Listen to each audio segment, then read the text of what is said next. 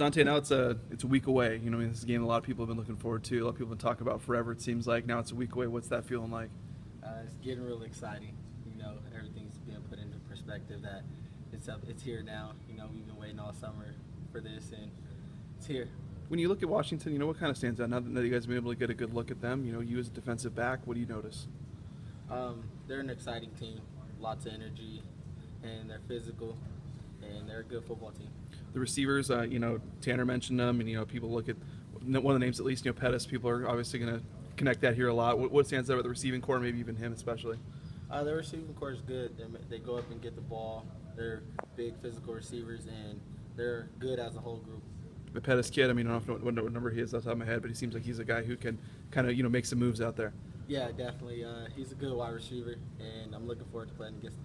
How hard, not knowing who the quarterback is for them, does that change things? Or either some of the young guys you don't have film on anyway, how do you kind of prepare for them not knowing who the quarterback is? Doesn't really take part for us. You know, we're going to prepare the same way, whether we knew the starter or not, and we're just going to go there.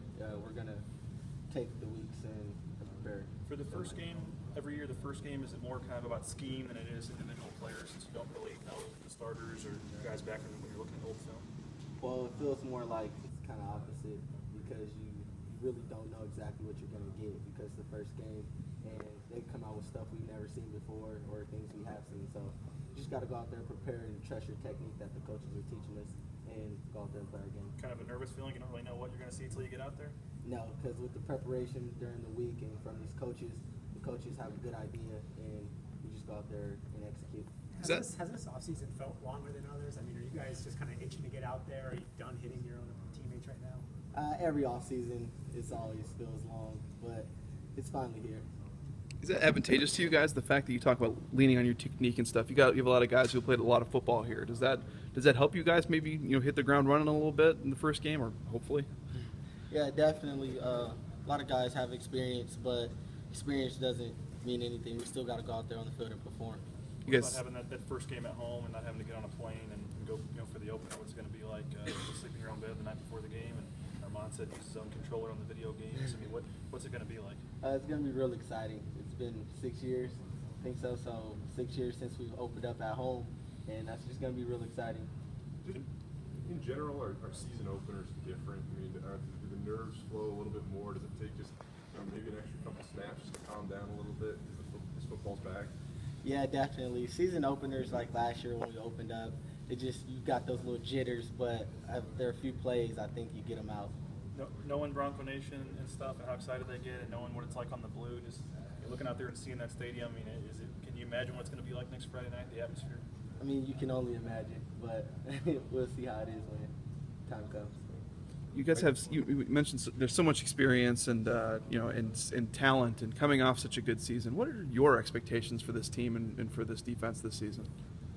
To just go out there and work, constantly work, and we know nothing's going to be handed to us. So each day we're going out there preparing better than we did the last day or better than we did the last week. So we just want to keep getting better as a team. Even though by any stretch of the imagination, really good season last year. What can you guys do better this year than last year?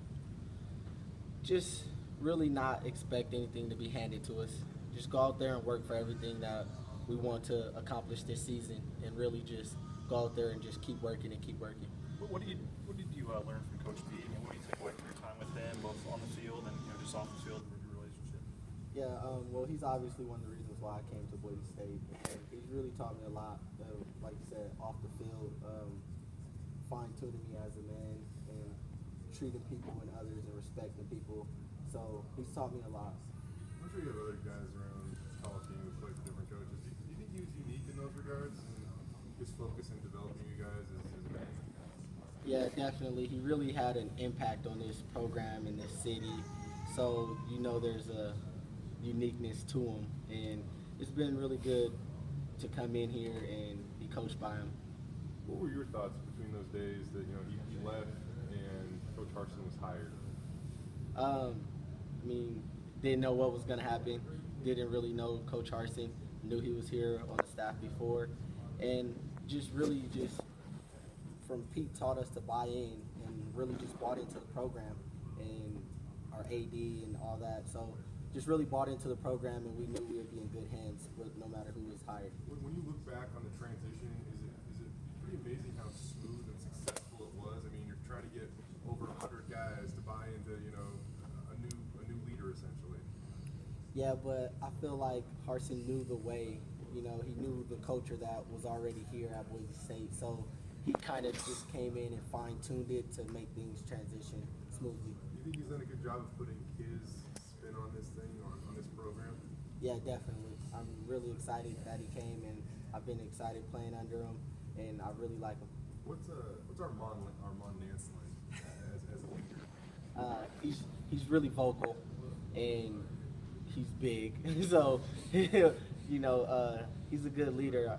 He leads by example with things, and if someone needs to step up and say something, he'll be the guy to do it. After at least a few of your interceptions last year, he was the guy that ran over and threw over his shoulder.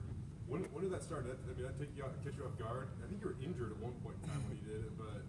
Yeah, it kind of caught me off guard. I didn't really expect him to come and just pick me up, but he said he felt that moment, and we didn't want anything negative coming from that good play. So he, like that, he stepped up and led and kept the good energy going, and then offense got on the field and was rolling. What goes through your mind when the guy rises up in that circle and delivers that pregame pep talk?